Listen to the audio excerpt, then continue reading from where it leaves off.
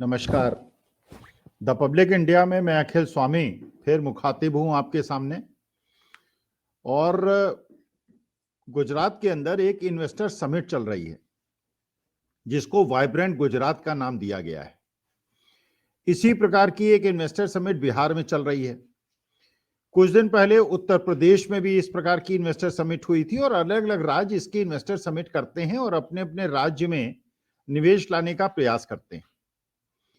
इस investor summit में जो गुजरात के अंदर हो रही है, इसमें देश के एक बहुत सुविख्यात पूंजीपति श्री मुकेश अंबानी रिलायंस इंडस्ट्री के उनका एक स्टेटमेंट आया है, जिस स्टेटमेंट से न केवल मैं आश्चर्यचकित हूं बल्कि मैं समझ नहीं पा रहा कि मुकेश अंबानी साहब कहना क्या चाहते हैं। क्योंकि मुकेश अंबानी साहब ने उसमें यह स्टेटमेंट दिया है कि रिलायंस इंडस्ट्री एक गुजराती कंपनी है।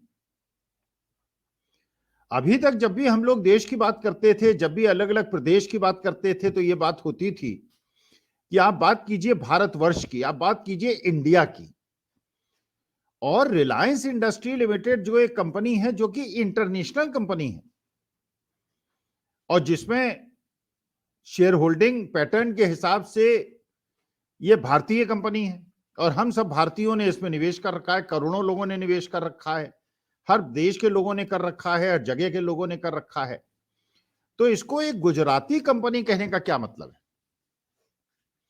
क्या मुकेश अंबानी साहब ये कोशिश कर रहे थे कि क्योंकि वहां माननीय नरेंद्र मोदी जी मौजूद थे, उनको खुश करने का कि आप भी गुजराती हैं, मैं भी गुजराती हूं, इसलिए रिलायंस इंडस्ट्री एक देश की कंपनी नहीं है, इंटरनेशनल कंपनी नहीं है, ये एक गुजराती कंपनी है। और इस मानसिकता को समझ पाने में मैं असमर्थ हूं, क्योंकि बहुत दिनों से मेरे दिमाग में एक संशय है और बहुत सारे लोगों के दिमाग में यह संशय है, गुजरात भारतवर्ष में है या भारतवर्ष गुजरात में है। क्योंकि जिस प्रकार देश की संपदा और देश की सारी चीजें जो हैं वो गुजरात तक सीमित हो रही हैं। आप जानते ही हैं कि महाराष्ट्र के अंदर जो हीरा उद्योग है, जो बहुत पुराना हीरा उद्योग जमा जमाया है महाराष्ट्र के अंदर, मुंबई के अंदर, उसको किस प्रकार से सूरत के अंदर लाया जा रहा है और वहां एक बहुत बड़ी इमारत खड़ी हो गई है जिसमें मुंबई के भी हीरा उद्योग के व्यापारियों ने निवेश किया है। तो क्या ये सरकार की इच्छा है कि जो महाराष्ट्र के अंदर बरसों से जमे जमाए लोग थे, जिसमें मराठी भी थे और गुजराती भी थे, उनको महाराष्ट्र से डिस्प्लेस करके सूरत के अंदर ले जाया जाए? क्या ये उचित है? क्या ये दूसरे प्रदेशों के हितों के विरुद्ध नहीं है? जैसे बात हुई कि चिप बनाने का यूनिट पहले महाराष्ट्र में लगाने की बात हुई थी, 1.5 लाख करोड़ का इन्वेस्टमेंट की बात हुई थी, बाद में हुआ कि उसको गुजरात में लाने की बात होगी। तो क्या महाराष्ट्र जो एक विकसित राष्ट्र है, गुजरात भी एक विकसित राष्ट्र है और साउथ के जितने भी स्टेट्स हैं करीब करीब सब विकसित राष्ट्र हैं, तो क्या देश के प्रधानमंत्री महोदय, यशस्वी प्रधानमंत्री महोदय सब प्रदेशों के प्रधानमंत्री हैं या केवल गुजरात के प्रधानमंत्री हैं?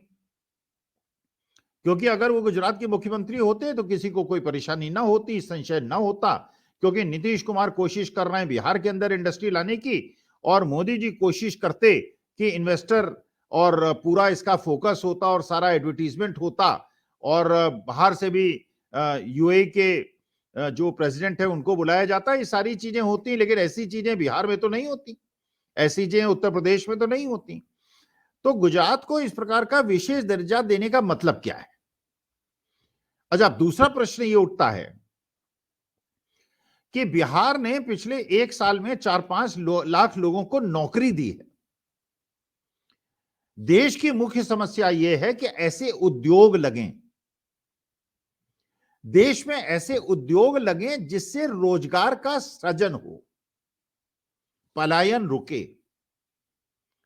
अच्छा, रोजगार का सृजन बिहार के अंदर हुआ, लेकिन अगर आप देखेंगे कि अडानी जी की जो कंपनी है, अगर उसमें आप देखें कि उनका मार्केट कैपिटलाइजेशन कितना है, उनका प्रॉफिट कितना है, और उनके यहां कितने लोगों को रोजगार मिलता है। तो आपको यह जान के आश्चर्य होगा कि सरकारी संपत्तियों को टेक ओवर करने के बावजूद अडानी जी के प्रॉफिट में बढ़ोतरी हुई है, उनके मार्केट कैपिटलाइजेशन में बढ़ोतरी हुई है, लेकिन रोजगार में बढ़ोतरी नहीं हुई है। इनसे आगे बहुत सारी ऐसी कंपनियां हैं जो छोटी कंपनियां हैं, उनकी तुलना में रिलायंस इंडस्ट्री ने ज्यादा लोगों को नौकरी दी है, टाटाज ने, बिरलाज ने ज्यादा नौकरी दी है बनिस्पत अडानी जी की। तो क्या अडानी जी इस प्रकार से अपनी कंपनी को चला रहे हैं जिसमें रोजगार का सृजन नहीं हो रहा? और अगर रोजगार का सृजन नहीं हो रहा तो भारतवर्ष जैसे विशाल देश में जहां जनसंख्या बढ़ रही है, 142 करोड़ की जनसंख्या हो चुकी है, वहां पर अगर देश के पढ़े लिखे युवाओं को रोजगार नहीं मिलेगा तो उनका काम कैसे चलेगा? क्या उचित नहीं था कि बिहार जैसे राज्य जहां रोजगार सृजित हुआ और उत्तर प्रदेश से जाकर भी लोगों ने रोजगार प्राप्त किया, क्या वो हमारा ऐसा एक एग्जाम्पल नहीं बन सकता था कि बच्चों को रोजगार दिया जाए जिससे कि हमारे देश की जो एक डेमोग्राफिक डिविडेंड है, ये डेमोग्राफिक डिजास्टर ना बन जाए। अगर गुजरात के अंदर एक तरफ तो बड़ी बड़ी अट्टालिकाएं हैं, बड़े बड़े भवन हैं, मॉडर्नाइजेशन के लिए बड़े ब्रिजेस हैं और सड़कें हैं, जबकि वहां मोरबी का ब्रिज टूट जाता है और मोरबी के ब्रिज टूटने पर जो बनाने वाले थे उनको क्या दंड मिला ये तो मुझे अभी तक नहीं पता चला। लेकिन दूसरी तरफ ये स्थिति होती है जब विदेशी लोग आते हैं वहां पर, तो वहां पे जो झुग्गियां हैं उनको हरे कपड़े से ढक दिया जाता है। तो क्या हमको ऐसे भारतवर्ष की आवश्यकता है जहां पे लखनऊ के अंदर रिवर फ्रंट को सुंदर बनाने के लिए और अमीरों और जो मिडिल हाई इनकम ग्रुप के लोग हैं उनके सैर सपाटे के लिए जो 1500 घर पिछले 40-50 साल से बने हुए थे और बिजली का बिल भी दे रहे थे, सारे टैक्सेस भी दे रहे थे, सरकारी अधिकारी विजिट भी करते थे, बिजली भी था, पानी भी था, उसको तोड़ दिया जाए क्योंकि उसका ब्यूटिफिकेशन हो, जैसे साबरमती फ्रंट का हुआ। तो हमें ब्यूटिफिकेशन की आवश्यकता है या हमको इस चीज की आवश्यकता है कि हमारे देश में जो बहुत ज्यादा अमीर लोग हैं और बहुत ज्यादा गरीब लोग हैं उनके बीच की खाई दूर हो? कोई भी व्यक्ति देश का ऐसा न हो जो कि नाले के किनारे रहे, जिसको जाड़े में ओढ़ने के कपड़े न मिलें, जो खाली पेट न सोए। कोई ऐसा व्यक्ति ना हो जो कि बिना इलाज के तड़पे, भूखा सोना पड़े उसको और परेशानी हो। या हम ये चाहते हैं कि हमारे देश के कुछ पूंजीपति विश्व के सबसे बड़े पूंजीपतियों में उनका नाम गिना जाए और 80 करोड़ लोग देश की जनसंख्या को 5 किलो अनाज, मुफ्त अनाज पे रहना पड़े? अगला मुद्दा यह है, हमारे देश की बहुत बड़ी समस्या है जो आपने कोविड के पीरियड में देखी कि कुछ राज्य ऐसे हैं जो बहुत ज्यादा विकसित हैं, कुछ ऐसे राज्य हैं जो विकसित नहीं हैं, जहां इंडस्ट्रियलाइजेशन नहीं हुआ। बिहार में इंडस्ट्रियलाइजेशन नहीं हुआ, यूपी में नहीं हुआ, गुजरात में हुआ, महाराष्ट्र में हुआ, तमिलनाडु में हुआ, कर्नाटका में हुआ, तेलंगाना में हुआ, आंध्र प्रदेश में हुआ, उत्तर प्रदेश बिहार में नहीं हुआ। कोविड के पीरियड में हमने देखा कि लाखों लोग जब अचानक तालाबंदी कर दी गई, लाखों लोग साइकिल से, पैदल, ट्रक में चढ़ के बुरी हालत में भूखे पेट अपने अपने गांव को लौटे।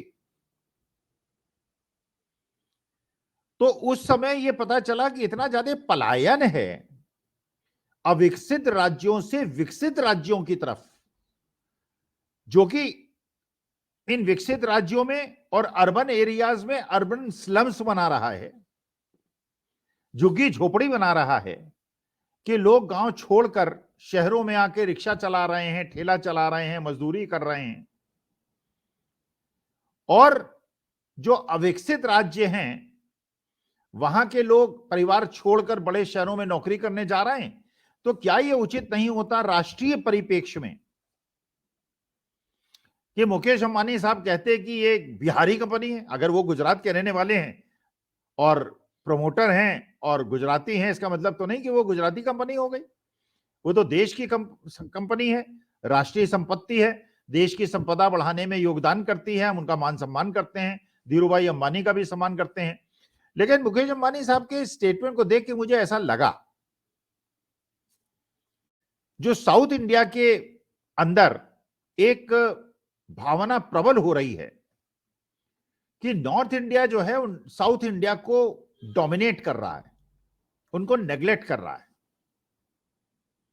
अगर इसी प्रकार से स्टेटमेंट दिए जाते रहे और इसी प्रकार से गुजरात को एक बहुत महत्वपूर्ण स्थान दिया जाता रहा, तो मुझे डर है कहीं ऐसी स्थिति ना आ जाए कि वेस्ट बंगाल वालों को, उड़ीसा वालों को, उत्तर प्रदेश बिहार वालों को ये लगे कि हमको तो इन्होंने मंदिर मस्जिद में उलझा दिया, हिंदू मुसलमान में उलझा दिया, और सारा का सारा जो औद्योगिक विकास है वो गुजरात के अंदर हो रहा है। मध्य प्रदेश के सीमावर्ती इलाके से भी लोग नौकरी करने गुजरात जाते हैं, महाराष्ट्र से भी जाते हैं और जाएंगे अगर महाराष्ट्र की इंडस्ट्रीज को गुजरात ले जाया जाएगा। राजस्थान से भी लोग जाते हैं। तो क्या यह नहीं उचित होता कि जो अविकसित राज्य है, जो बैकवर्ड एरियाज हैं, उनका इंडस्ट्रियल डेवलपमेंट किया जाता, जिससे पलायन रुकता, जिससे इस प्रकार की स्थिति पैदा ना होती कि कहीं तो ओवर सप्लाई से परेशानी है, कहीं अंडर सप्लाई से परेशानी है। तो इस प्रकार का अगर मैसेजिंग जाएगा, पूरे वर्ल्ड को मैसेजिंग जाएगा। उत्तर प्रदेश के अंदर समिट हुई, पहले भी एक समिट हुई थी, 5-6 साल पहले भी समिट हुई थी। पहले जो समिट गुजरात की हुई थी करीब 5 साल पहले हुई थी, अब दूसरी हुई, जबकि निर्णय लिया गया था हर 2 साल के बाद समिट होगी। यह समिट 5 साल के बाद हुई। तो यह समिट 5 साल ही बाद क्यों हुई? 6 साल बाद क्यों नहीं हुई? 4 साल बाद क्यों नहीं हुई? क्या इसका भी कोई कोरिलेशन लोकसभा चुनाव से है? जैसे अयोध्या में प्राण प्रतिष्ठा भगवान श्री राम के मंदिर की हो रही है, यह रामनवमी के दिन भी हो सकती थी, यह तब भी हो सकती थी जबकि मंदिर का पूरा निर्माण हो जाता, उसका शिखर बन जाता, उसके ऊपर ध्वजा भगवान श्री राम की पताका फहराती। अपूर्ण मंदिर का, तो क्या इसका भी संबंध, इसका भी कोरिलेशन 2024 के चुनाव से है? तो इस प्रकार के जो प्रश्न दिमाग में अब उठने लगे हैं कि ऐसी परिस्थिति क्यों बन रही है कि जब G20 के अंदर विदेशी नागरिक आते हैं तो दिल्ली के झुग्गी झोपड़ियों के और मध्य वर्ग के जो मकान हैं उनको हरे कपड़े से ढकना पड़ता है, आपको गुजरात के अंदर ढकना पड़ता है, और अंत में ले जाना पड़ता है उनको आपको केवल महात्मा गांधी के स्मारक पर। अगर अहमदाबाद में भी ले जाते हैं तो आपको साबरमती ले जाना पड़ता है, दिल्ली ले जाना पड़ता है तो आपको यहां राजघाट ले जाना पड़ता है, और वहां 2-2, 3-3 घंटे विश्व के राष्ट्राध्यक्ष अपना मस्तक टिकाते हैं, टेकते हैं। इसका मतलब यह है कि वास्तविकता यह है कि देश की जान जो है वो महात्मा गांधी के आदर्श है, और देश की जो पहचान है विश्व में वो महात्मा गांधी है। तो इसको स्वीकार करने में क्या परेशानी है? इसको अपने देश में उन लोगों को दंड न देने का क्या कारण है? जैसे भोपाल की आपकी मेंबर ऑफ पार्लियामेंट हैं, आपके बहुत सारे लोग हैं जो महात्मा गांधी को अपशब्द कहते हैं, राष्ट्रपिता महात्मा गांधी को व्हाट्सएप पे गालियां देते हैं, उनको अपमानित करते हैं। उनको दंड न देने का कारण क्या है? अगर महात्मा गांधी, हम लोग तो मानते हैं कि राष्ट्रपिता हैं और आदर्श पुरुष हैं और महानतम संत हैं, अगर आप भी प्रधान सेवक महोदय मानते हैं तो इन लोगों को दंड दीजिए। तो महात्मा गांधी को गाली देते हैं और गोडसे को, जिन्होंने महात्मा गांधी की हत्या की, उनको उनका स्तुति गान करते हैं। इसका मतलब क्या है कि यह हिपोक्रेसी है क्या? विश्व के सामने आप गांधी परोसते हैं और देश के अंदर आप गोडसे की भावना को प्रबल करते हैं। तो मुझे आशा है कि मुकेश अंबानी साहब, जिनका मैं बहुत सम्मान करता हूं, देश को उन्होंने विश्व के पटल पर लाके खड़ा कर दिया है, कि इस प्रकार के स्टेटमेंट देने से वो बचेंगे। अपनी गुजराती जो उनकी पहचान है वो कोई महत्वपूर्ण नहीं है। मैं उत्तर प्रदेश का हूं, मेरी उत्तर प्रदेश की पहचान कोई महत्वपूर्ण नहीं है। आप किस प्रदेश से आते हैं इसकी पहचान कोई महत्वपूर्ण नहीं है। केवल महत्वपूर्ण जो है वो ये बात है कि आप भारतीय हैं, आप हिंदुस्तानी हैं। We all belong to India, हम सब भारत को रिप्रेजेंट करते हैं। और हर जगह अगर इस प्रकार से गुजरात को थोपने का प्रयास होगा, जैसे बुलेट ट्रेन चली, वो भी महाराष्ट्र वालों का कहना है कि वो ट्रेन ही इसलिए चली है कि गुजरात वालों को फायदा हो। खेल में सबसे ज्यादा बजट मिलता है गुजरात को, जबकि गुजरात के लोग कभी खेल में पदक जीतते नहीं। जीतते हैं हरियाणा वाले, उत्तर प्रदेश वाले, पंजाब वाले, हिमाचल प्रदेश वाले, लेकिन उनको उतना स्थान नहीं मिलता जितना गुजरात को मिलता है। विदेशी नागरिक भी आते हैं, सारे के सारे गुजरात जाते हैं। बिहार क्यों नहीं जाते, वेस्ट बंगाल क्यों नहीं जाते, उत्तर प्रदेश क्यों नहीं जाते? तो मेरे ख्याल से मैं हाथ जोड़ के प्रार्थना करूंगा माननीय मोदी जी से, भारत को एक यूनियन ऑफ स्टेट्स की तरह ट्रीट करें, हर प्रदेश की अस्मिता है उसका सम्मान करें, और केवल गुजरात को केवल प्रोजेक्ट और प्रमोट करना मेरे ख्याल से राष्ट्रीय हित में नहीं है। यह मुकेश अंबानी साहब को भी ध्यान देना चाहिए मेरे हिसाब से, माननीय मोदी जी को भी ध्यान देना चाहिए मेरे हिसाब से। बाकी उनकी इच्छा, वो मेरी बात माने या ना माने। धन्यवाद, प्रणाम।